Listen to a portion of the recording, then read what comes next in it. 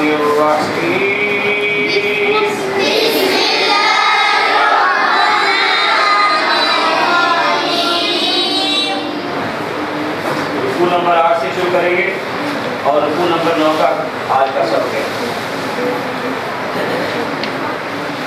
وَاتْلُ عَلَيْهِمْ نَبَأَ إِبْرَاهِيمَ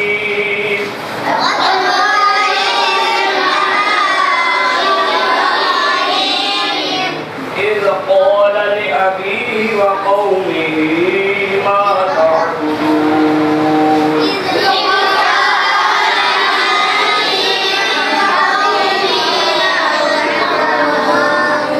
قالوا نعبد أصناما فنظل لها عاكفين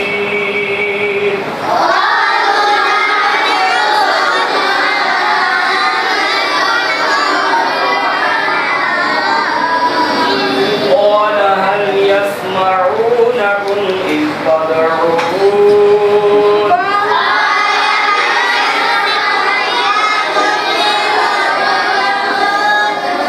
أو ينفعونكم أو يضرون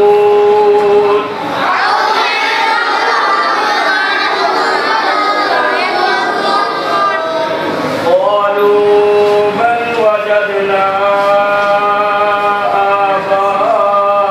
آباءنا كذلك يفعلون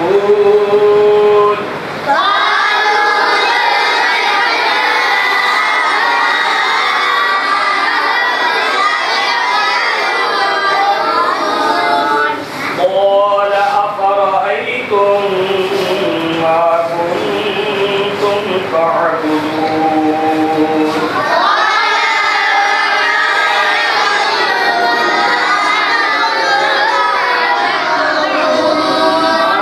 أنتم وآباؤكم الأقدمون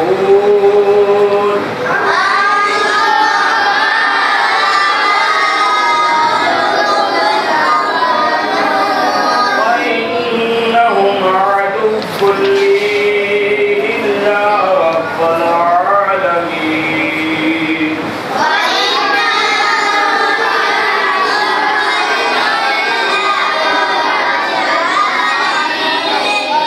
الذي خلقني فهو يهدين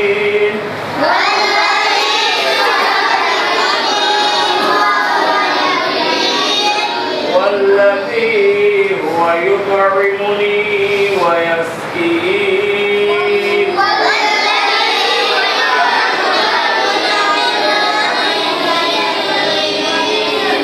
وإذا مرضت فهو يشفين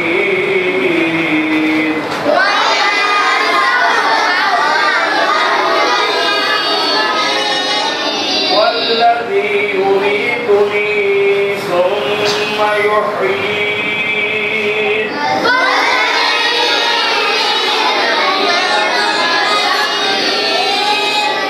والذي أطمع أن يغفر لي خطيئتي يوم الدين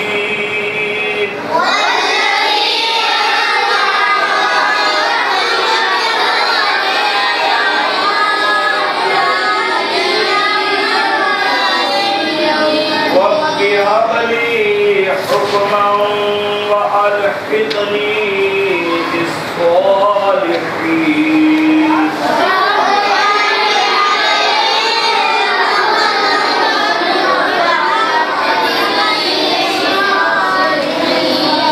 واجعل لي لسان صدق في الآخرين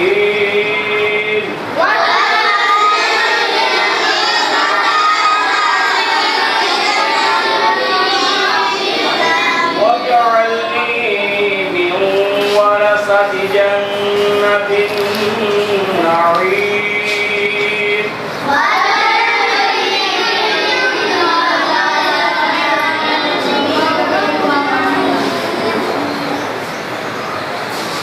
واغفر لأبي إنه كان من الضالين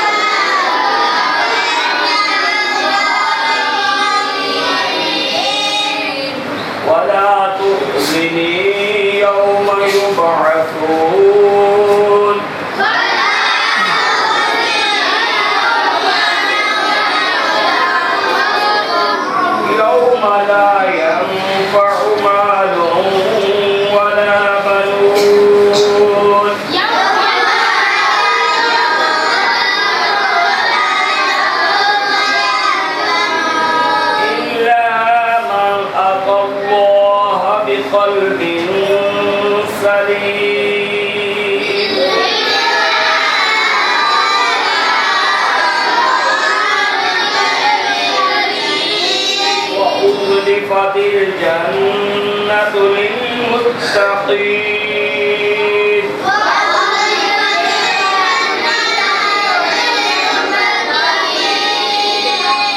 वबुरिज़तिल जहीमु लिलग़ावीन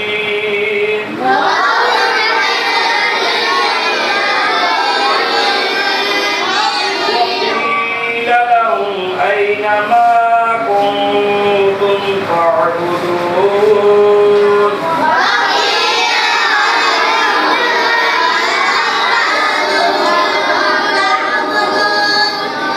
मिन दूनिल्लाहि हल यंसुरूनकुम औ यंतसिरून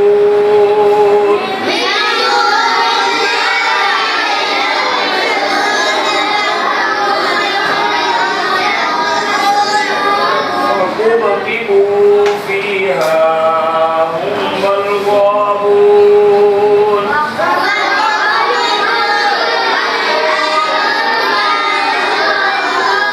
وجنود إبليس أجمعون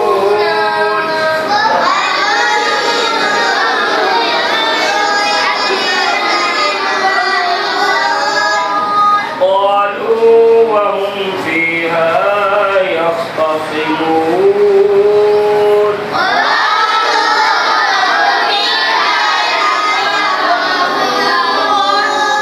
تالله إن كنا لفي ضلال مبين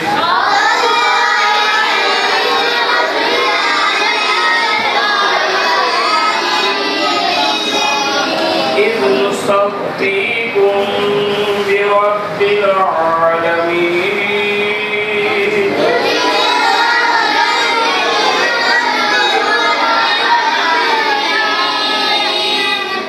وما أضلنا إلا المجرمون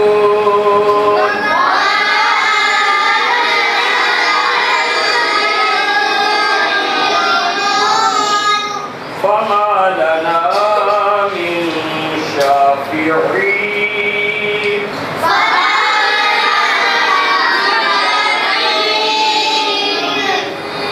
ولا صديق حميم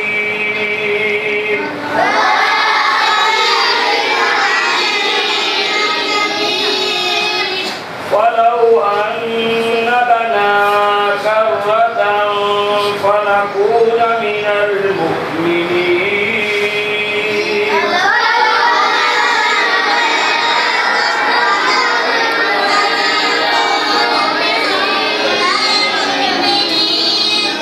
إن في ذلك لآية وما كان أكثرهم مؤمنين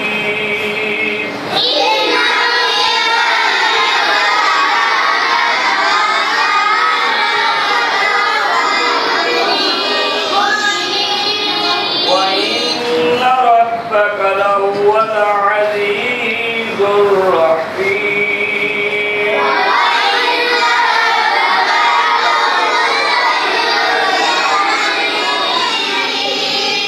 صدق الله العظيم शाबाश आज आप सबने माशाअल्लाह बहुत अच्छे अंदाज में पढ़ा है रोजाना ही इसी अंदाज से समझकर पढ़ने की कोशिश किया करें अब आप 3 मरतबा सुभान अल्लाह ऊंची आवाज से कहें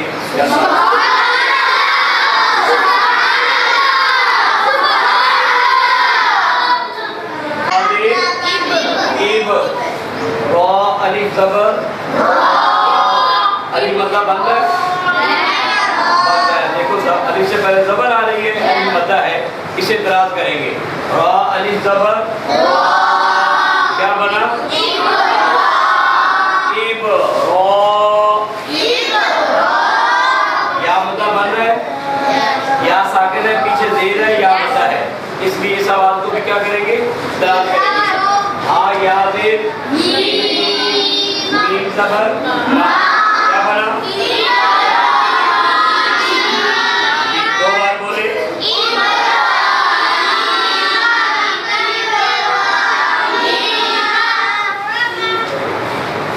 दूसरा लफ्ज है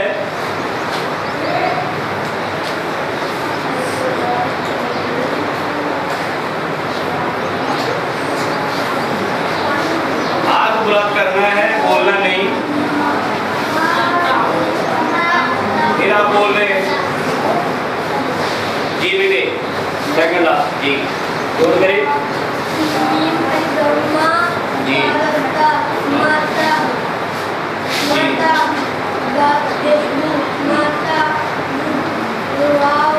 दाल वाव पेश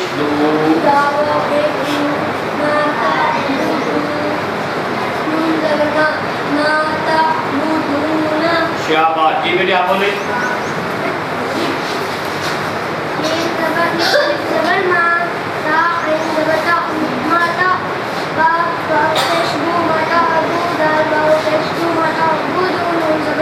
इस बच्चे ने क्या गलती की है? माँ को ग्रास नहीं किया। इसका जवाब कैसे होगा? मीम अलिफ ज़बर मा, मीम अलिफ ज़बर मा, ता आइन ज़बर बा पेश बू, दाल वाव पेश नून ज़बर ना। ये तीन बार बोले क्या बना?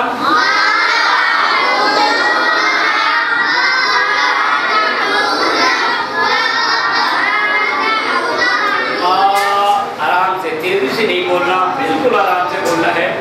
मा ता'बुदून, मा ता'बुदून। जी, आगे वाले लफ्ज़ के ऊपर गौर करना है।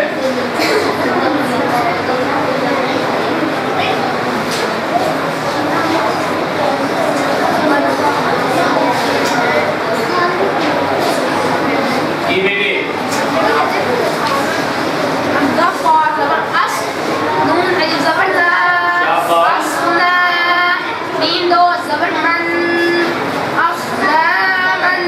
बहुत खूब। अस्नामन, तीन बार बोलो।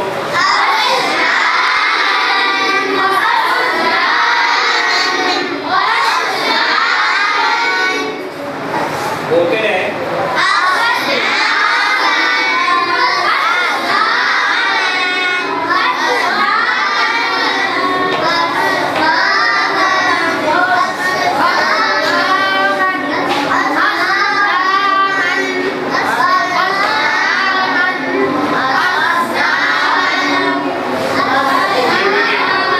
इसको क्या बोलेंगे? ये बेटे आप बोले, जो पीछे देख रहा है आपको कहा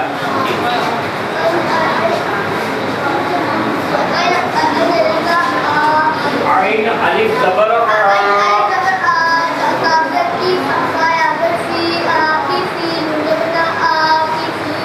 तीन बार सब मिलके बोले।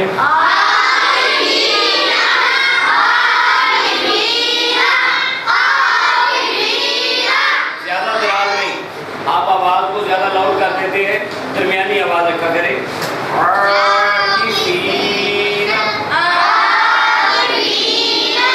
आइल को गले से अदा करें।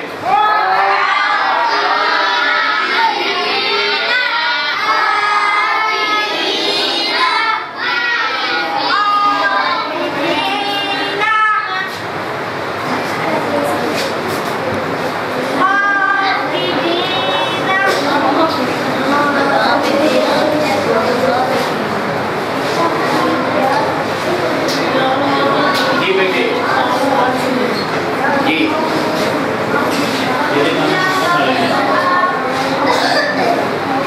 हमजा वाव ज़बर जी,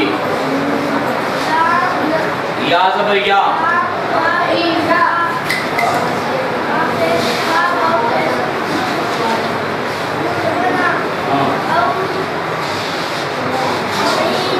ला औ या दुर्गुना, औ या दुर्गुना, कैसे बोलना है?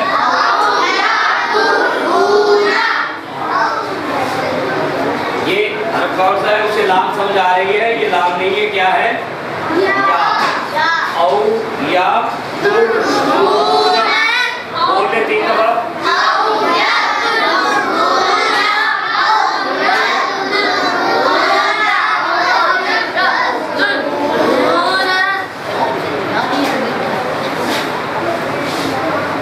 ये कौन बच्चा जोड़ करेगा इसका? शाबाश, सभी कर सकते हैं जी। बेटे आप करें जी।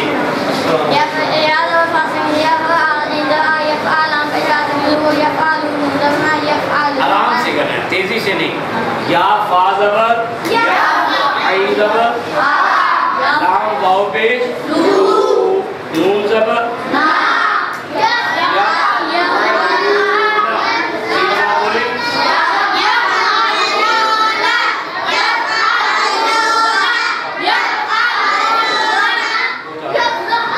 जी बेटे यफ़अलूना।